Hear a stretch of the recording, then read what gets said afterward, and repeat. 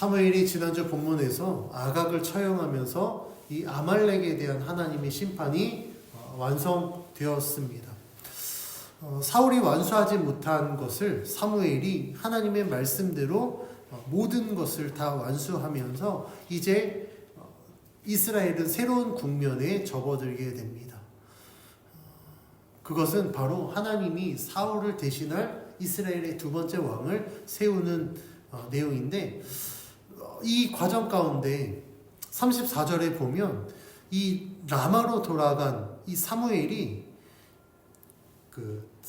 라마로 돌아가고 사울은 기브의 자기 집으로 돌아갑니다. 그런데 표면적으로 보면 사울은 자기 집으로 돌아가고 사무엘은 라마 자기 집으로 돌아가는 것으로 묘사되고 있지만 사실 그보다 더 중요한 사실이 있습니다. 사울과 사무엘이 각자 집으로 돌아간 것은 그들이 결별했음을 의미합니다. 그래서 34절에 각자 이 집으로 돌아가고 35절에서 사무엘이 죽는 날까지 사울을 다시 가서 보지 아니하였다라고 기록하면서 이제 사무엘과 사울은 각자의 길을 가게 되었다 라는 것을 성경에 기록하고 있습니다. 그러면 사울과 사무엘이 각자의 길을 갔다라는 건 사울은 계속해서 자기 중심적 삶을 살기로 결단했다는 것을 의미하고, 사무엘은 계속해서 하나님의 말씀을 듣고 하나님의 뜻대로 행하는 삶을 살기로 결단했다라는 것을 의미합니다. 그런데 이렇게 사무엘과 사울이 결별하고 나서 끝나는 것이 아니라 사무엘에게 이 결별은 굉장히 큰 슬픔이 되었습니다.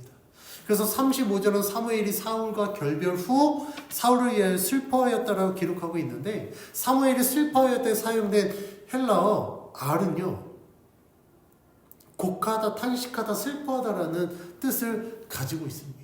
근데 단순히 그냥 슬퍼하는 것을 의미하는 것이 아니라 이 단어는 에스라 10장 6절에서 에스라가 포로로 잡혀간 자들의 믿음 없음을 애통할 때 사용한 단어거든요. 그럼 사무엘이 슬퍼한다라는 이 단어에 이 히브리어가 썼다라는 것은 사울이 믿음 없음을 보고 이스라엘 왕임에도 불구하고 하나님의 말씀에 순종하고 그것을 따라야 되는 왕임에도 불구하고 그것을 순종하지 못하고 있는 이 사울의 모습을 보고 선지자로서 사무엘은 슬퍼하고 탄식하였다라는 것을 의미하고 있습니다. 그러니까 이스라엘 백성을 하나님께로 인도하여야 될 왕이 말씀에 순종하지 못하고 자신의 뜻대로 행하였으니 이 영적 지도자였던 사무엘은요, 굉장히 애통하고 슬퍼할 수밖에 없었습니다. 근데 사울로 인하여서 슬퍼하고 있는 이 사무엘에게 하나님은요, 사울의 불순종으로 인해 그를 버린 것은 나의 선택이었다라는 것을 강조하면서 하나님이 왜 그런 선택을 하셨는지 사무엘에게 하나님의 또 다른 계획을 말씀해 줍니다. 하나님은 사울을 버리시고 하나님 마음에 합한 자를 구하여 이스라엘의 왕으로 세우시기로 이미 작정하셨어요. 그래서 13장 14절에서 이렇게 말씀하죠. 지금은 왕의 나라가 길지 못할 것이라 여호와께서 왕에게 명령하신 바를 지키지 아니하였으므로 여호와께서 그의 마음에 맞는 사람을 구하여 여호와께서 그를 그의 백성의 지도자로 삼으셨다라고 사무엘이 이미 13장에서 사울에게 말했습니다. 사무엘이 사울에게 말했다라는 것은 이미 하나님께서 사울을 버리시고 이스라엘의 새로운 왕을 세우겠다라는 하나님의 계획을 사무엘에게 말씀하신 거예요. 비록 하나님은 사울을 왕으로 선택하신 것을 후회하셨지만 하나님의 계획은요, 변함이 없었습니다. 지난주에도 말씀드렸듯이 하나님이 후회하셨다고 해서 하나님의 계획이 잘못된 것이 아닙니다. 하나님은요, 하나님의 계획은 계속해서 이루어지는 가운데 하나님이 세운 사람이 불순종했다. 그러면 이 계획을 하나님은 완성하기 위해서 하나님 마음에 합한 또 다른 사람을 세워서 하나님의 계획은 계속해서 이루어져 가고 있다라고 말씀하고 있는 겁니다. 그래서 하나님은요, 사울을 버리시고 하나님 마음에 합한 하나님 말씀에 순종할 수 있는 새로운 왕을 세우기로 계획하십니다. 그래서 하나님은요, 구체적인 계획을 사무엘에게 말씀합니다. 그 내용이 1절 말씀에 기록되어 있는데 1절 같이 봉독합니다. 시작. 여호와께서 사무엘에게 이르시되 내가 이미 사울을 버려 이스라엘 왕이 되지 못하게 하였거늘 내가 그를 위하여 언제까지 슬퍼하겠느냐. 너는 뿔에 기름을 채워 가지고 가라. 내가 너를 베들레헴 사람 이새에게로 보내리니 이는 내가 그의 아들 중에서 한 왕을 보았느니라 하시는지라.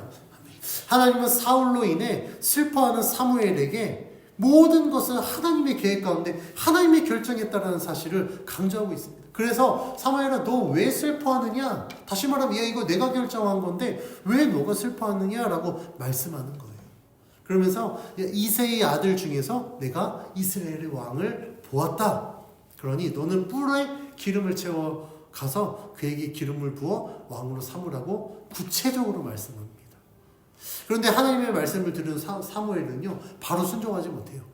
왜냐하면 그가 주저할 수밖에 없는 이유가 있었는데 2절 말씀 같이 봉독해 봅니다. 시작. 사무엘이 이르되 내가 어찌 갈 수 있으리이까? 사울이 들으면 나를 죽이리이다 하니 여호와께서 이르시되 너는 암송아지를 끌고 가서 말하기를 내가 여호와께 제사를 드리러 왔다 하고. 사무엘이 주저할 수밖에 없었던 이유 무엇입니까? 2절에 기록된 것처럼 만약에 새로운 왕을 세운다라는 사실이 사울에게 전해지면 사울이 자신을 죽일까봐 두려워했습니다. 근데 사무엘이요, 하나님 말씀에 주저하고 의문을 품는 것, 오늘 말씀이 처음이에요. 사무엘은 하나님이 말씀하셨을 때 그 말씀대로 행하는 자였거든요. 그런데 하나님이 말씀했음에도 불구하고 사울이 나를 죽일까봐 두려워서 내가 어찌 갈 수 있습니까? 라고 하나님께 물어봅니다. 사무엘의 이런 모습이요, 사울의 모습과 굉장히 같은 모습입니다. 사울이 하나님 앞에 죄를 범했을 때 사무엘이 이 양의 소리가 무엇입니까? 라고 물어봤을 때 사울이 뭐라고 변명합니까? 그가 백성을 두려워했고 백성들의 말을 들어서 내가 이렇게 결정했다라고 사울이 이야기를 하거든요. 분명히 하나님은 말씀하셨습니다. 모든 걸 다 진멸해라. 하나님의 말씀을 먼저 들었음에도 불구하고 사울은요, 하나님의 말씀보다 백성의 모습을 보고 두려워했고 백성의 음성을 들었던 거예요. 그런데 사무엘도 지금 사울과 같이 누구를 두려워합니까? 하나님을 두려워하는 게 아니라 사울을 두려워하고 있어요.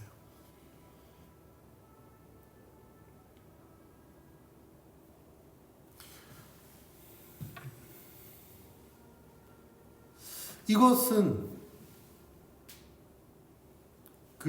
사무엘이 분명히 사울에게 이야기했죠. 순종이 제사보다 낫고 듣는 것이 순양의 기름보다 낫다라고 사무엘이 직접 사울에게 이야기했음에도 불구하고 정작 지금 자신이 그대로 행하지 못하고 있습니다. 그 원인은 사무엘이 지금 하나님을 바라본 게 아니라 사울을 바라보고 있기 때문에 그래요. 이전에 사울이었다고 한다면 하나님의 말씀에 순종했었어야 됩니다. 사울이 들으면 죽일 수도 있지. 그러나 하나님의 사람을 세우겠다라고 작정하셔서 나에게 명하셨으면 비록 사울이 총칼을 들고 올지라도 부대를 끌고 나를 잡으러 올지라도 하나님이 막아주실 거야. 그 여정을 하나님이 인도해 주실 거야라는 믿음의 확신을 가지고 갔을 겁니다. 그런데 사무엘은요, 지금 주저하게 돼요. 왜냐하면 그의 시선이 하나님이 아니라 사울에게 향해 있기 때문에 그렇습니다.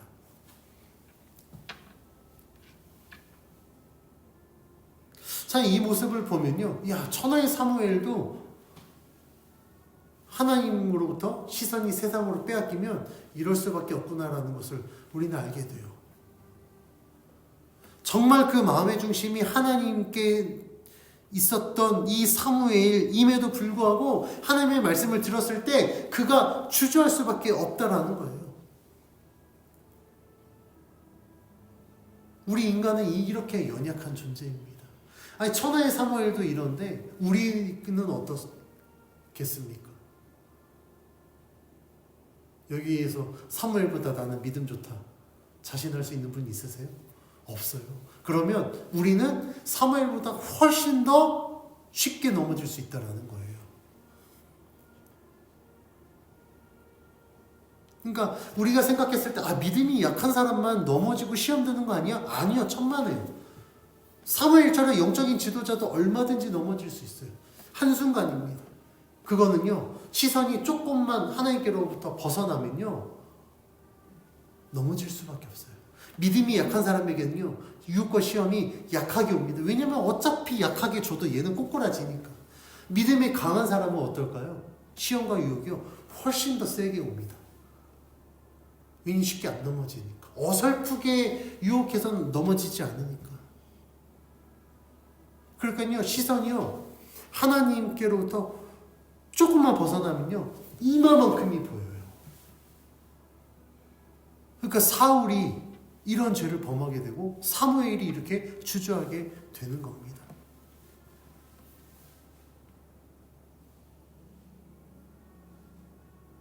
그럼 지금 사무엘은 누구를 두려워해야 됩니까? 사무엘은 사울을 두려워할 게 아니라 하나님을 두려워해야 됩니다. 누구의 음성을 들어야 됩니까? 하나님의 음성을 들어야 돼요.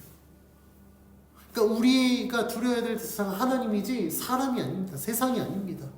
그런데 우리 실상은요. 우리는 사람 눈치를 보고 자꾸 세상의 눈치를 보게 돼요. 그래서 하나님이 원하시는 것보다 사람이 원하는 대로 살아가려고 합니다. 그러면요. 우리는 언제든지 유혹과 시험에 넘어질 수밖에 없습니다. 사무엘이 사울로 인해서 이렇게 두려워하고 하나님의 말씀을 들었지만 주저하고 있을 때 하나님은요 사무엘에게 아주 구체적인 하나님의 계획을 말씀해 줍니다. 그 내용이 2절에서 3절에 기록되어 있는데 2절에서 3절 같이 봉독해 봅니다. 시작. 사무엘이 이르되 내가 어찌 갈 수 있으리이까? 사울이 들으면 나를 죽이리이다 하니 여호와께서 이르시되 너는 암송아지를 끌고 가서 말하기를 내가 여호와께 제사를 드리러 왔다 하고 이새를 제사에 청하라. 내가 내게 행할 일을 가르치리니 내가 내게 알게 하는 자에게 나를 위하여 기름을 부을지니라. 아멘. 하나님은요 사울이 알아차리지 못하게 하기 위해서 사무엘에게 아주 구체적인 계획을 말씀합니다. 먼저 암송아지를 끌고 가서 여호와께 제사를 드리러 왔다라고 말하고 그 제사에 이새를 청하라. 그러면 그때 내가 너에게 행할 것을 알려주겠다. 굉장히 구체적이죠. 사울이 알아차리지 못하게 여호와께 제사 드리러 왔다 하는 거 너무나도 자연스러운 일이거든요. 그러니까 그렇게 하고 내가 택한 자에게 기름을 부어라 라고 말합니다. 하나님의 계획을 보면 마치 007 작전을 벌이는 것 같아요. 하나님과 사무엘만 알 수 있는 아주 은밀한 계획 가운데 하나님이 행하시겠다라고 약속한 겁니다. 하나님께서 이렇게 하신 이유는요. 사울을 두려워하는 사무엘에게 지금 하나님이 계획하신 것 하나님이 행하시겠다라는 사실을 확신시켜준과 동시에 사울을 비롯한 어떤 사람도 알아차리지 못하게 하기 위함입니다. 하나님은 이와 같이 은밀한 중에 계획하시고 그 은밀한 가운데 이루시고 행하시는 분입니다. 그래서 때로는요. 하나님이 드러내놓고 역사하시기도 하지만 하나님은 굉장히 은밀하게 역사하시기도 합니다. 이거는요, 하나님 사람 외에는 아무도 알지 못해요.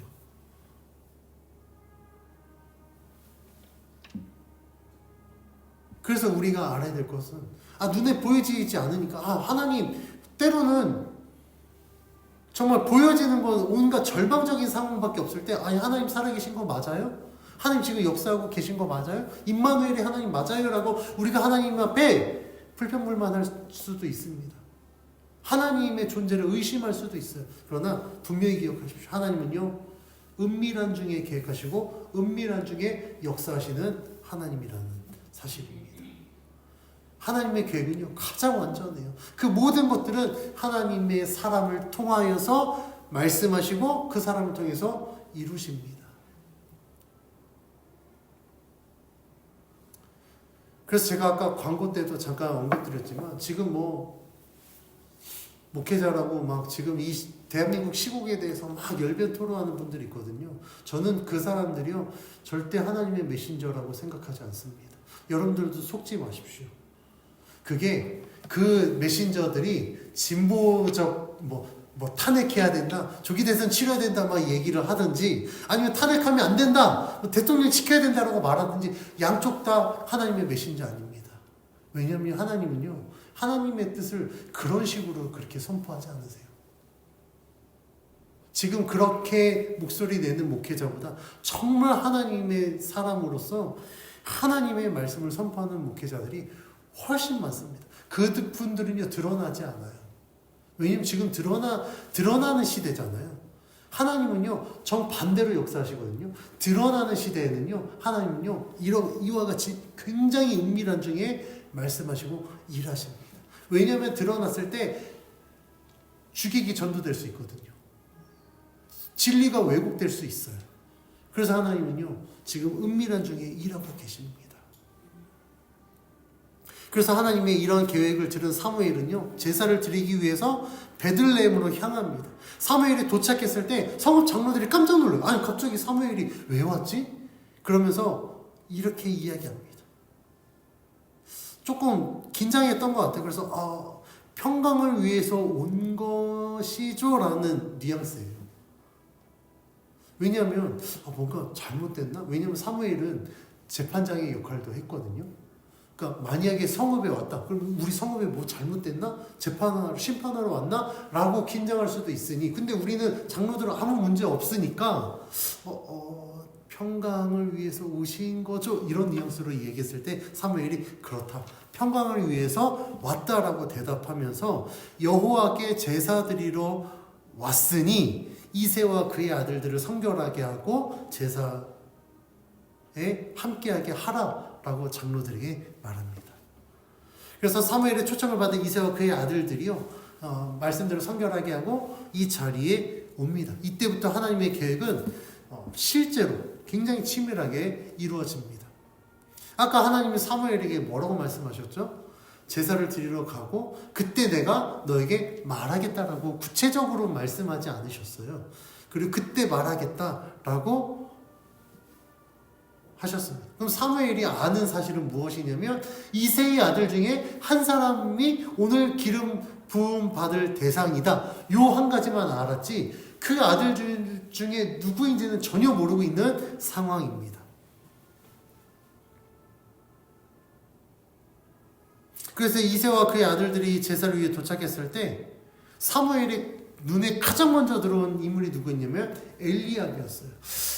엘리압이 가장 먼저 들어온 거 여러 상황이 있을 수 있겠습니다.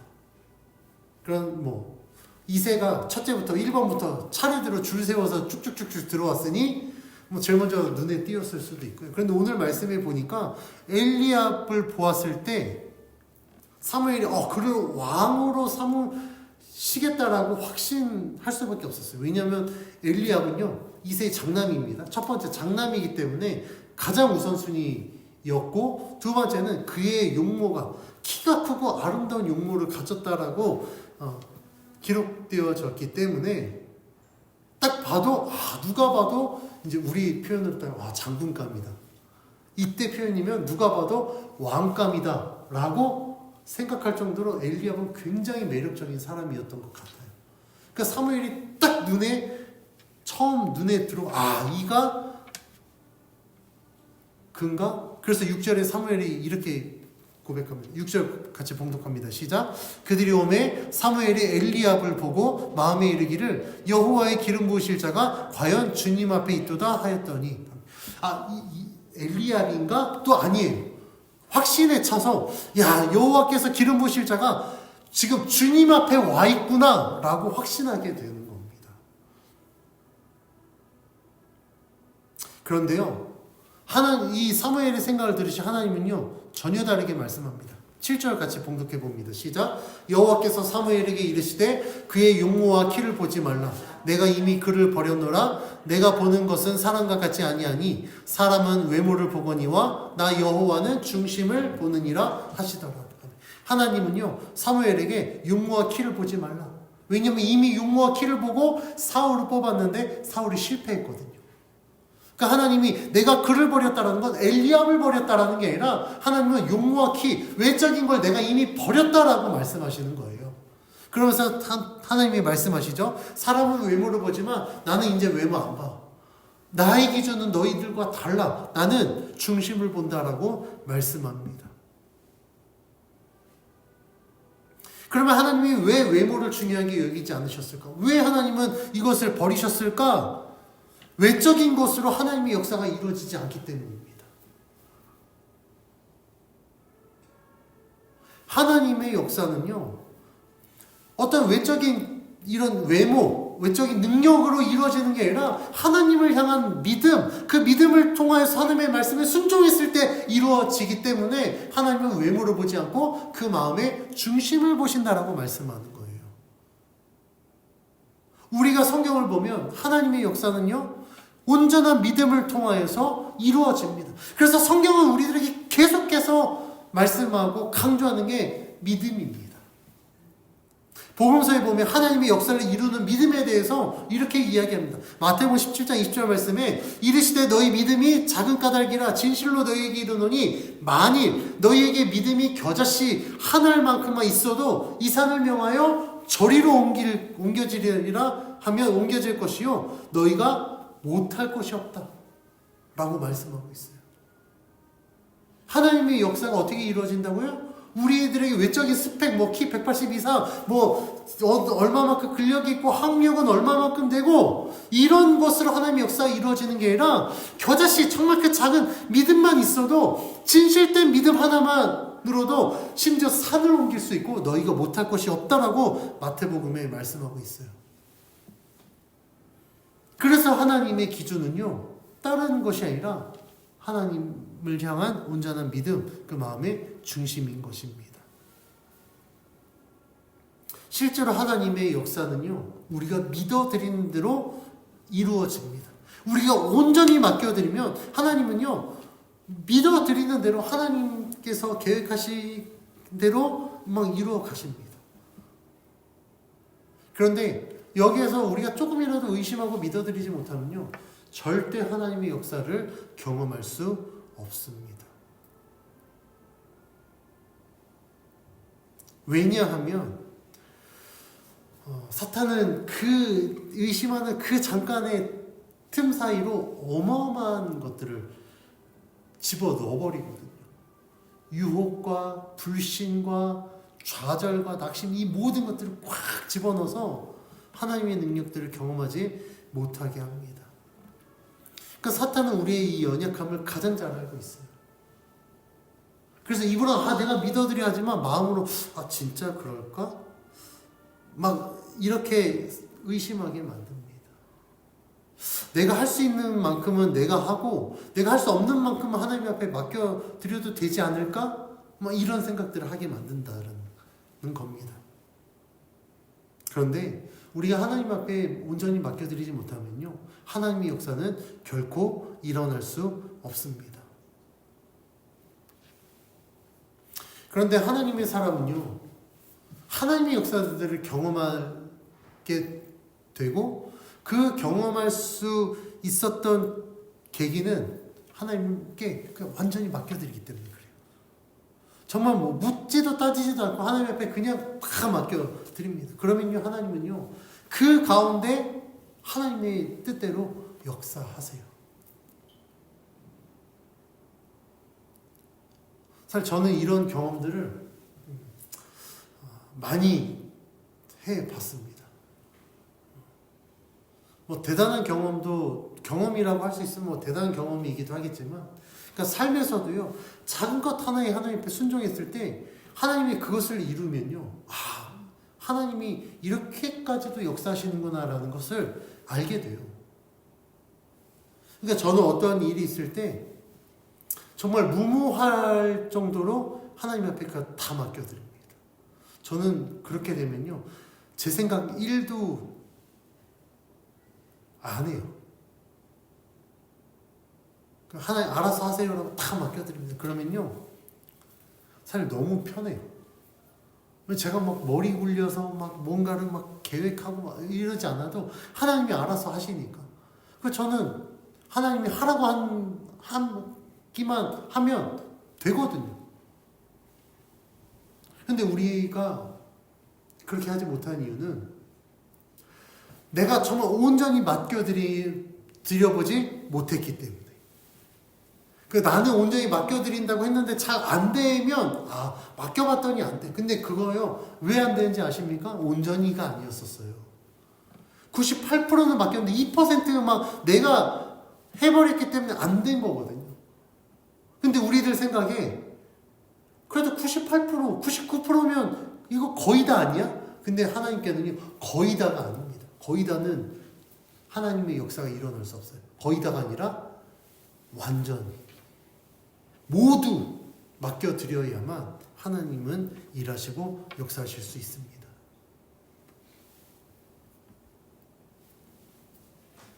그래서 이렇게 하나님 앞에 맡겨드리고 하나님의 은혜들을 경험하잖아요. 하나님의 역사들을 경험하면 우리들의 입술을 통해서 고백되어지는 건 모든 것이 하나님의 은혜입니다.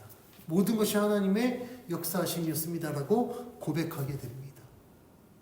이러한 경험들이 하나둘씩 쌓이게 되면 우리는 계속해서 하나님 앞에 맡겨드리게 되고, 이전에는 내가 할 수 있는 것들을 내가 하고 할 수 없는 것들만 하나님 앞에 맡겨드렸다면 이제는 모든 걸 다 하나님 앞에 맡겨드리는 믿음의 사람으로 거듭날 수 있습니다.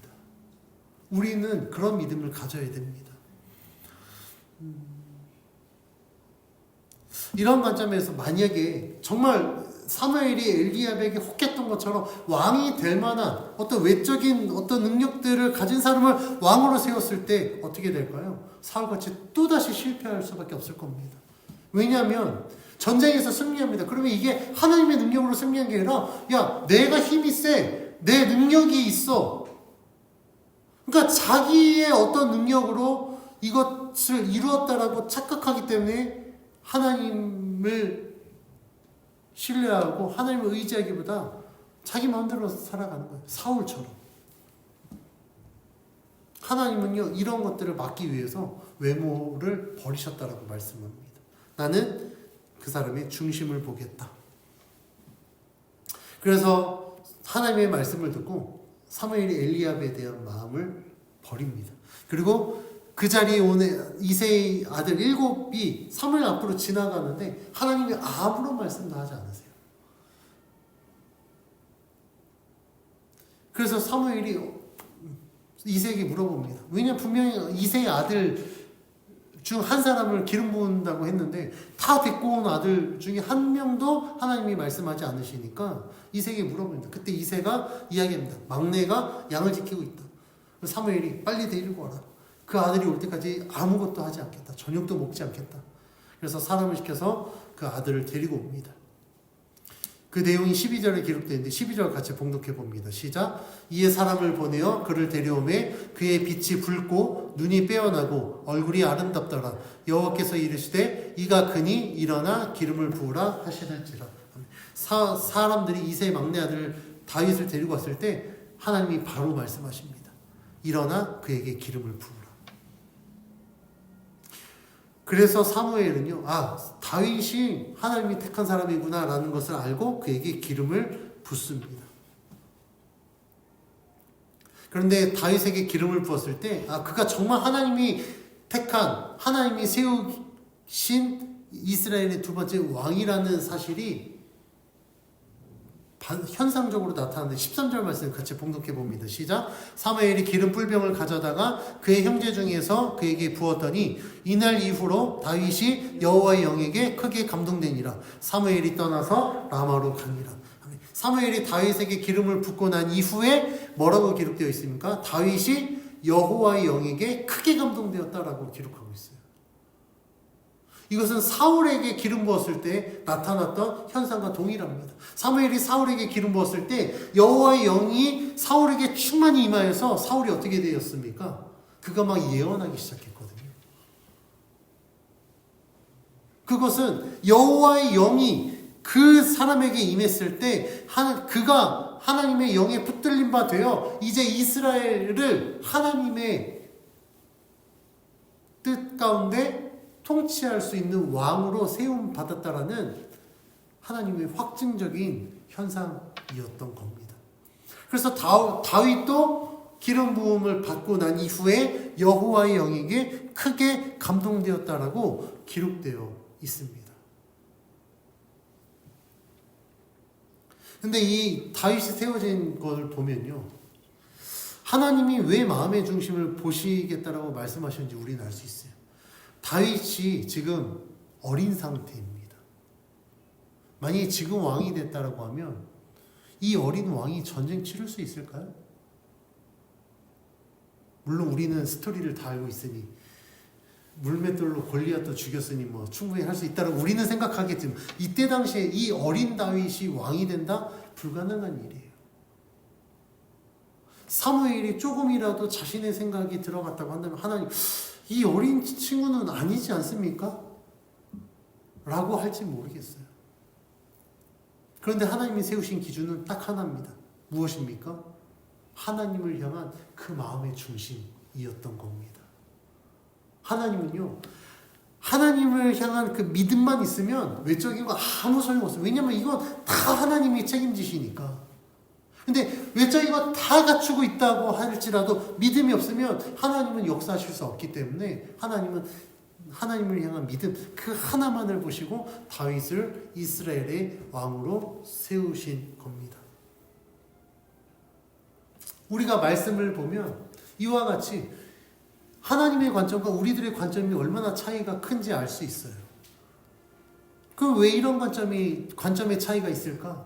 우리는 육체에 속한 자들이기 때문입니다. 우리가 영적으로 변화받았습니다. 구원받았습니다. 그런데 우리가 살고 있는 이 세상이 육적인 것이기 때문에 우리가 완전한 영적인 사람이 되지 못했습니다. 그러니까 우리가 때로는 생각하고 때로는 판단하고 결정하는 것들이 굉장히 세상에 속한 육적인 이 가치관으로 판단하고 결정할 때가 많기 때문에 하나님과의 관점의 차이가 나타날 수밖에 없는 거예요. 우리가 육체에 속한 자들이기 때문에 본질에 집중하기보다 외적인 것에 집중할 때가 굉장히 많이 있습니다. 예를 들면 우리들의 신앙생활을 보면 사람들이 저 사람 참 믿음 좋다라고 판단할 때 어떤 기준으로 판단합니까? 눈에 보여지는 것으로 판단해요. 주일날 예배 안 빠지고 뭐 헌금 생활 잘하고 막 교회에서 막 여러 가지 사역들을 하고 막 그러면 외적으로 봤을 때 저 사람 대단하다. 근데 그 사람의 마음에 악이 가득한지 어떻게 합니까? 그 악을 감추기 위해서 더 외적인 걸 더 그렇게 꾸미는지 우리는 알 수 없습니다.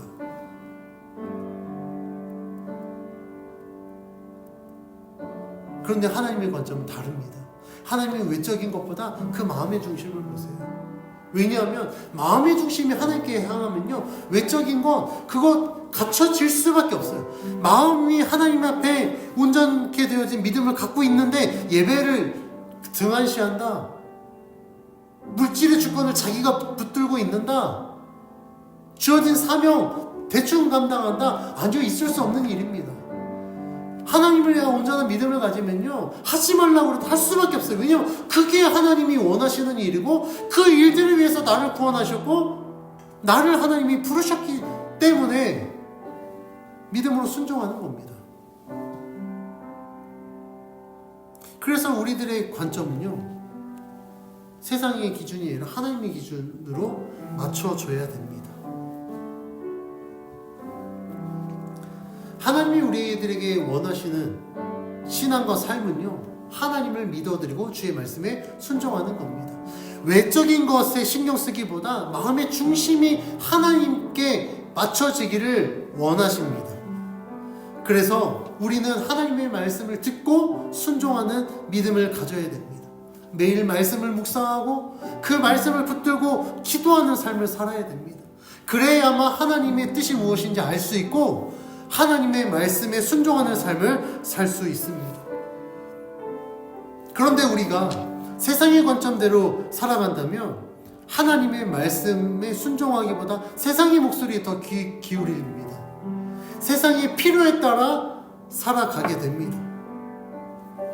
그리고 마치 그것이 가장 완전한 것처럼 속아서 하나님을 멀리하고 세상 가운데 살아가면서 세상의 가치를 더 따르게 됩니다. 이러한 삶은 믿음의 사람이 사는 삶이 될 수 없습니다.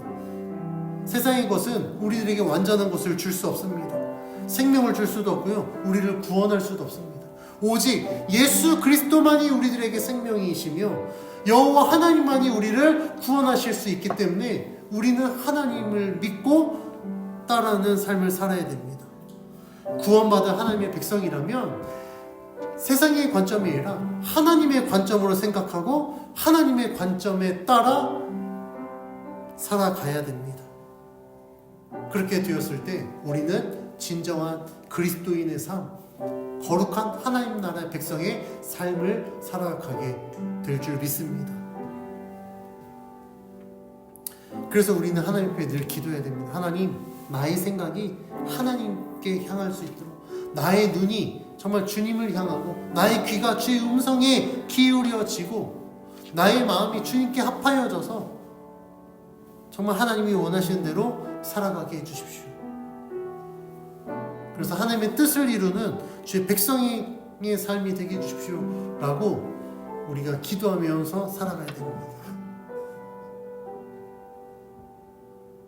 우리가 더 이상 외모를 보기보다 마음의 중심을 보고, 내 중심이, 내 신앙과 믿음과 삶의 본질이 하나님께 합하여져서 정말 하나님의 영광을 나타내는 거룩한 주의 백성의 삶을 사는 저와 여러분이 되길 주의 이름으로 간절히 축원합니다.